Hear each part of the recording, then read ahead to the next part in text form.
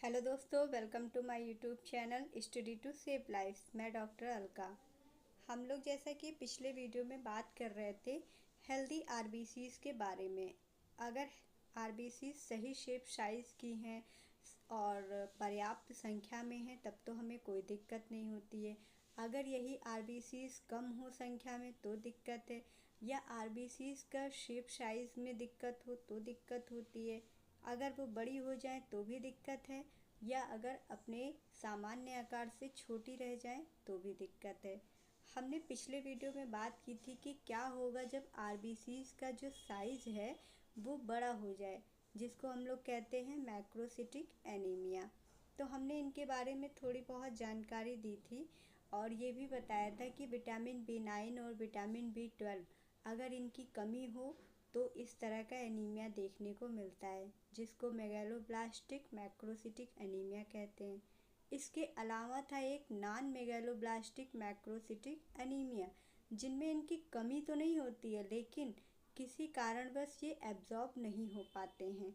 ठीक, तो अगर ये एब्जॉर्ब नहीं होते हैं तो बोन मैरो जो है हमारे हेल्दी आरबीसीज़ को प्रोड्यूस नहीं कर पाते हैं। अच्छा, कुछ कारण होंगे जिस वजह से ये एब्जॉर्ब नहीं हो पाते हैं।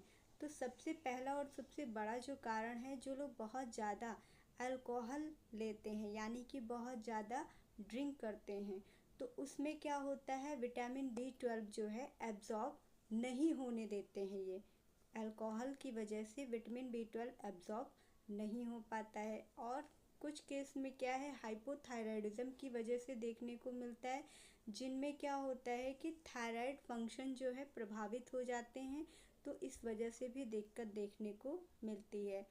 अच्छा, अगर इस तरह का एनीमिया है या ऐसे कुछ सिम्टम्स आ रहे हैं तो कुछ ना कुछ आपको दिक्कत होगी, जिस वजह से आप डॉक्टर के पास जाएंगे तो वो आपके कुछ टेस्ट करा सकते हैं जानकारी करने के लिए, जिसमें कि प्रमुख रूप से आप जानते हैं सीबीसी कराते हैं, और एक ये करा सकते हैं कि आपका रेटिकुलो साइट का काउंट कितना है, यानी कि आपके बोन मैरो में जो ब्लड सेल्स बन रही हैं उसमें कितनी ब्लड सेल्स हैं जो इमेच्योर हैं, यानी कि परिपक्व नहीं हुई हैं। अगर वो इमेच्योर हैं तो वो जल्दी ख़त्म हो जाएंगी, समय से जल्दी मर जाएंगी और वो सही से काम नहीं कर पाएंगी। ठीक है, तो ये जानना बहुत ज़रूरी है। तो इसके लिए डॉक्टर्स कुछ टेस्ट कराते हैं।